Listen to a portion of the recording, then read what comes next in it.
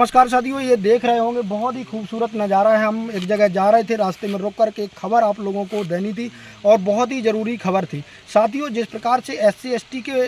आरक्षण के बंटवारे को लेकर के बहन कुमारी मायावती जी लगातार फायर हैं और लगातार आप देख रहे हैं कि डेली बहन कुमारी मायावती जी इस पर प्रेस कॉन्फ्रेंस के माध्यम से बहुत कुछ कह देती हैं। जिस प्रकार से उन्होंने लगातार सरकार को घेर रखा है और सरकार के लिए वो कह रही कि उनकी साफ नीयत है। SC ST के जो आरक्षण में बंटवारे की बात की जा रही है, यदि उनकी साफ नीयत है तो इस पर वो बिल क्यों नहीं ला रहे हैं, उस पर पूर्ण रूप से विराम क्यों नहीं लगा रहे हैं। लेकिन साथियों, जिस प्रकार से खासकर SC और ST के जितने सांसद थे, तमाम सांसद मिलने गए थे खासकर नरेंद्र मोदी जी से, और उस पर खासकर जो PM नरेंद्र मोदी जी उन्होंने सीधे तौर पर कह दिया था कि जो SC और ST का रिजर्वेशन है उस पर किसी प्रकार से क्रीमी लेयर लाइन नहीं लगाया जाएगा। लेकिन दोस्तों, जिस प्रकार से कैटेगरी में कैटेगरी बनाने की बात जो सुप्रीम कोर्ट ने की थी, उसको लेकर के बहन कुमारी मायावती जी लगातार बात उठा रही हैं। दोस्तों, कहा यह भी जा रहा कि बहन कुमारी मायावती जी से जिस प्रकार से जो जाटव समाज का वोट है वो छिटक जा रहा, उसी को लेकर के बहन कुमारी मायावती जी लगातार फायर हो रही हैं।